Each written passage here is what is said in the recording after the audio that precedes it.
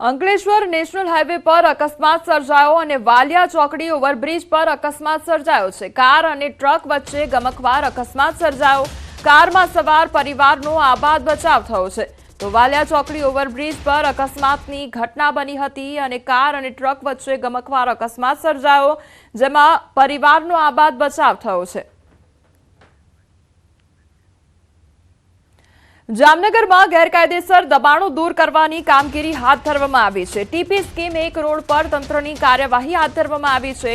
ગેરકાયદેસર દુકાનો દૂર કરવામાં આવી છે તો પાલિકાએ 51 દુકાનોનું ડિમોલિશન દૂર કર્યું છે। 1,26,000 ચોરસ ફૂટ જમીન ખુલ્લી કરવામાં આવી છે।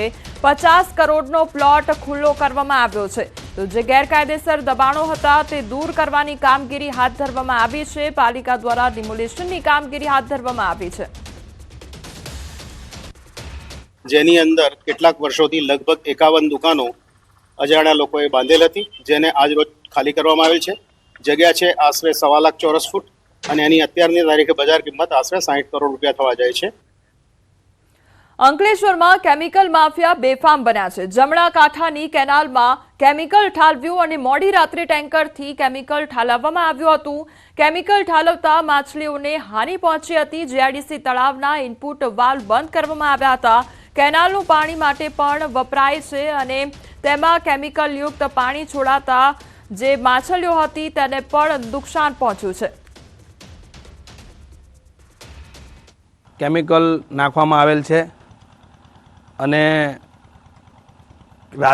રાત્રિએ દરમિયાન કોઈએ કેમિકલ નાખેલ છે।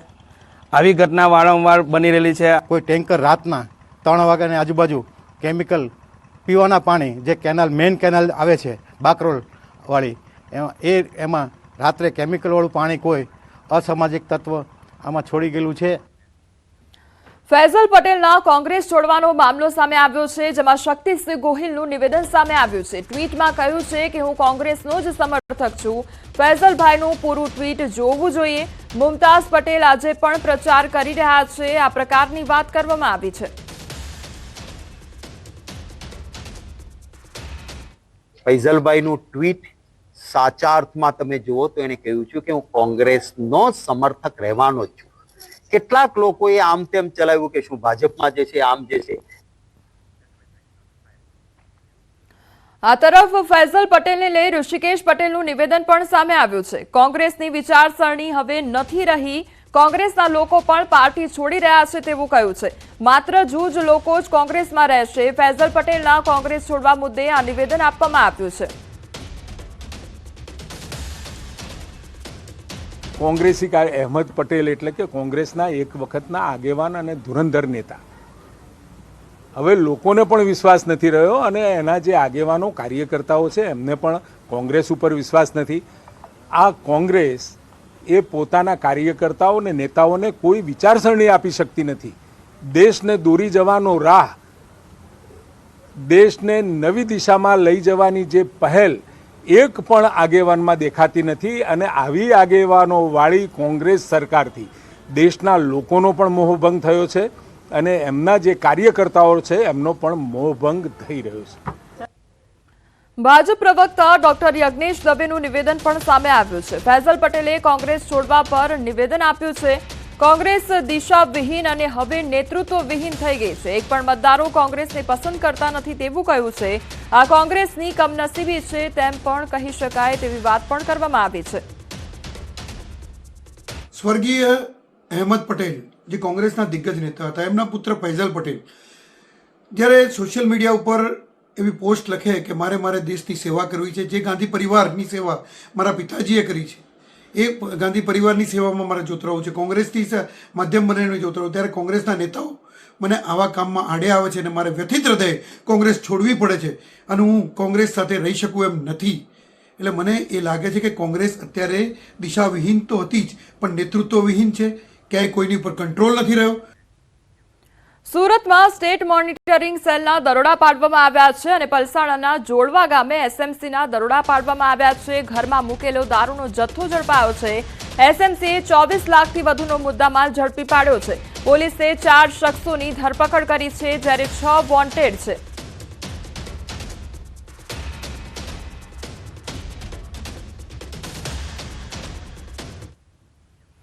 ખેડામાં પોલ્ટ્રી ફાર્મમાંથી દારૂ ઝડપાયો છે અને ડાકોરના આગરવાના કનેપુરામાં દરોડા પાડવામાં આવ્યા હતા તો પોલીસે 12 લાખથી વધુનો દારૂનો જથ્થો જપ્ત કર્યો છે. ધરમસિંહ પરમારની ધરપકડ કરી લીધી છે અને 4 આરોપીઓને વોન્ટેડ જાહેર કરવામાં આવ્યા છે.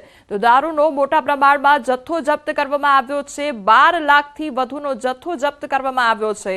તો ધરમસિંહ પરમારની ધરપકડ કરવામાં આવી છે જ્યારે 4 આરોપીઓને વોન્ટેડ જાહેર કરવામાં આવ્યા છે. અમદાવાદમાં શક્તિ વિદ્યા વિહાર સ્કૂલ વિવાદમાં આવી ગઈ છે. સ્કૂલનું બાંધકામ ગેરકાયદેસર હોવાનો ખુલાસો થયો છે. સિટી મામલતદારે ડીઈઓને જાણ કરતા કાર્યવાહી કરવામાં આવી છે. સ્કૂલને 5 લાખનો દંડ ફટકારવામાં આવ્યો છે. બાંધકામને લઈ ખુલાસો કરવા ડીઈઓનો આદેશ કરવામાં આવ્યો છે. ઈસનપુરની શક્તિ વિદ્યા વિહાર શાળાને આદેશ આપવામાં આવ્યો છે.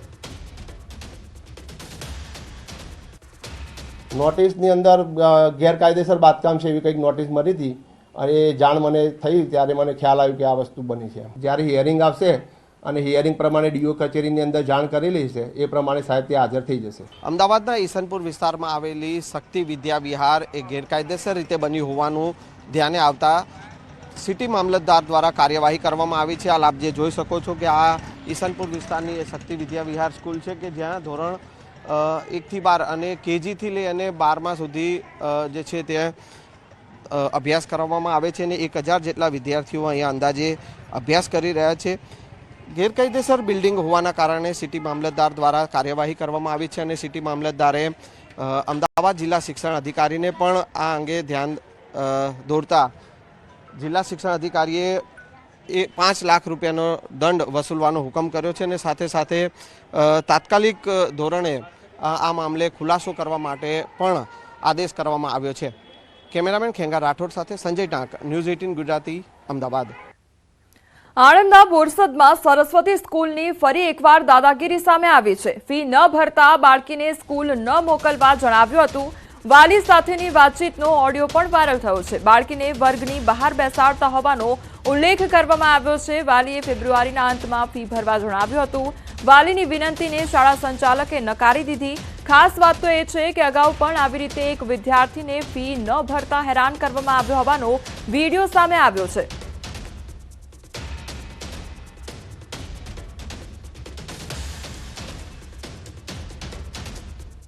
સંસ્થાને કંઈક તો સહકાર આપો, તમારા જ બાળકો ભણે છે. હા બરાબર, સંસ્થા તકલીફ હોય તો જ ના એ થાય ને સેટિંગ. તકલીફ છે, તકલીફ તમારી 1 મહિનો હોય, 5-15 દિવસ હોય, આટલો બધો ટાઈમ ના હોય છે.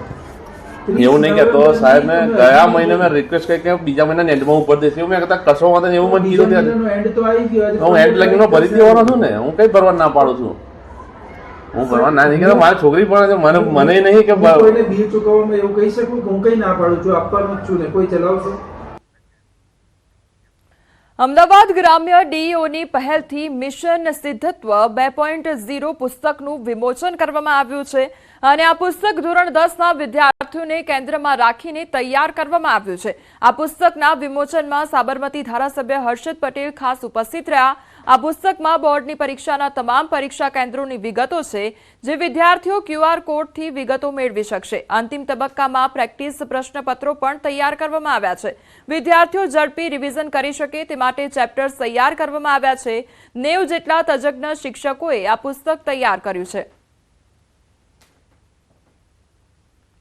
કેન્દ્રસ્થ રાખી કેટલીક મુશ્કેલીઓ એટલે એની પૂર્વ તૈયારી શોર્ટમાં કરવી, વિદ્યાર્થીને પરીક્ષા કેન્દ્ર પર સમયસર પહોંચી શકાય એના માર્ગદર્શન માટે એનું લોકેશન QR કોડ જનરેટ કરવો અને વિશેષ વાલીઓને પણ કેટલીક વર્તમાન સમયમાં ધ્યાનમાં રાખીને ડુ એન્ડ ડોન્ટ્સ આવી કેટલીક સમય જરૂરિયાતના આધારે કેટલીક સૂચનાઓ આવા ત્રિવેણી સંગમથી સ્વામિનારાયણ ઇન્ટરનેશનલ સ્કૂલ રાણીપની અંદર આ પુસ્તકનું વિમોચન થયું છે. જ્યારે પરીક્ષાના ટૂંકો સમયગાળો બાકી છે, લગભગ 15 દિવસ જેટલો સમય બાકી છે, ત્યારે વિદ્યાર્થીઓ ક્વિક રિવિઝન કરી શકે તે માટેના અગત્યના પ્રશ્નો, આ ઉપરાંત અમારા વિદ્યાર્થીઓ તેમના પરીક્ષા કેન્દ્ર પર સમય મર્યાદામાં પહોંચી શકે તે હેતુથી તમામ પરીક્ષા કેન્દ્રોના QR કોડ અને સાથે સાથે જેમ વિદ્યાર્થીઓને ક્વિક રિવિઝનની જરૂર હોય છે તેમ વાલીઓને પણ વિદ્યાર્થીઓને સાચવવા માટે, પરીક્ષા વખતે મદદરૂપ થવા માટે કેટલીક સમજ, કેટલીક ટિપ્સ આપવી આવશ્યક હોય છે. તો આ વાલીઓ એમના સાથે સાથે વિદ્યાર્થીઓ માટેની પણ સાયકોલોજીકલ ટિપ્સ પણ અમે આ પુસ્તકમાં મૂકી છે. ટ્રાફિક પોલીસની ડ્રાઈવ માત્ર દેખાડા પૂરતી હોય તે પ્રકારની પરિસ્થિતિ જોવા મળી છે. ડ્રાઈવ બાદ કર્મચારીઓએ નિયમો